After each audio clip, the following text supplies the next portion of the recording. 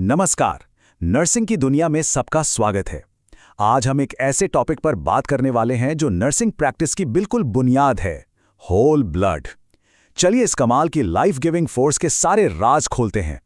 तो जब ब्लड के बारे में सोचते हैं तो दिमाग में क्या आता है? बस एक लाल रंग का लिक्विड, है ना? चलिए इस सोच को आज बदलते हैं।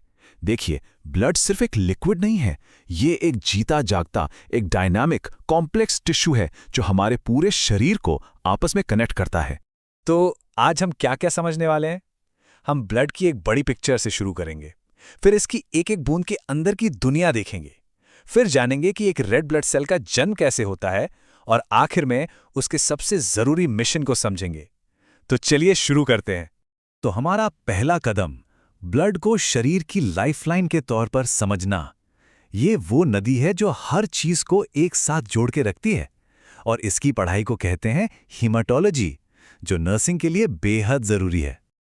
ये एक शब्द है जो बार बार सुनने को मिलेगा, हीमाटोलॉजी, मतलब ब्लड की साइंटिफिक स्टडी। एक नर्स के तौर पर यह समझना कि ब्लड कैसे काम करता है, पेशेंट्स की बेहतर देखभाल करने में बहुत मदद करेगा। ये सुनने में थोड़ा अजीब लग सकता है, लेकिन हाँ, ब्लड असल में एक लिक्विड कनेक्टिव टिश्यू है। बिल्कुल वैसे ही जैसे हड्डियां शरीर को स्ट्रक्चर देती हैं और मसल्स उसे मूव कराती हैं, वैसे ही ब्लड शरीर के हर हिस्से को जोड़ता है और उसे जिंदा रखता है। और ये कोई थोड़ी बहुत मात्रा नहीं है। एक एवरेज अडल्ट की बॉडी में करीब 5 से 6 लीटर ब्लड होता है। ये हमारी पूरी बॉडी वेट का लगभग 7 से 8% है। जरा सोचिए, इतना सारा लाइफ गिविंग फ्लूइड हमारी बॉडी में लगातार घूम रहा है। तो अब जब हमने बड़ी पिक्चर देख ली है, चलिए जूम इन करते हैं खून की एक एक बूंद के अंदर। अगर हम ब्लड की एक बूंद को लैब में अलग अलग करें तो हमें क्या दिखेगा? एक प्रोसेस होता है सेंट्रीफ्यूगेशन, जिसमें ब्लड को बहुत तेजी से घुमाया जाता है। उसे करने पर हम देखते हैं कि ब्लड 2 मेन हिस्सों में बंट जाता है। एक पीले रंग का लिक्विड पार्ट, जिसे प्लाज्मा कहते हैं, और दूसरा सॉलिड सेल्स वाला हिस्सा। और ये रही हर हिस्से की पूरी डिटेल। देखिए, ब्लड का लगभग 55% हिस्सा प्लाज्मा है, जो ज़्यादातर पानी ही है, लेकिन उसमें बहुत ज़रूरी प्रोटीन्स भी हैं। और बाकी का 45% हिस्सा बना है red blood cells, white blood cells और प्लेटलेट्स से। अच्छा, अब इन सभी सेल्स में से जो सबसे कॉमन है, यानी रेड ब्लड सेल, चलिए उसकी कहानी पर फोकस करते हैं। ये आती कहाँ से है? इसका जन्म कैसे होता है? ब्लड बनने का ये जो प्रोसेस है, जिसे हेमाटोपोइसिस कहते हैं, ये एक सफ़र की तरह है। जब हम माँ के गर्भ में होते हैं तो ये योक सैक में शुरू होता है, फिर लिवर और स्प्लीन में शिफ्ट हो जाता है, और जन्म के बाद हमारी हड्डियों के अंदर रेड बोन मैरो में बनता है। इसको ऐसे समझिए कि एक रेड ब्लड सेल का बनना एक हफ्ते के मुश्किल ट्रेनिंग कैंप जैसा है। ये एक बड़ी सेल की तरह शुरू होता है, फिर धीरे धीरे अपना न्यूक्लियस यानी अपना कमांड सेंटर छोड़ देता है, ताकि अपने मिशन के लिए ज्यादा जगह बना सके। इस मुश्किल ट्रेनिंग के बाद एक मैच्योर रेड ब्लड सेल लगभग 120 दिनों तक बिना रुके काम करती है।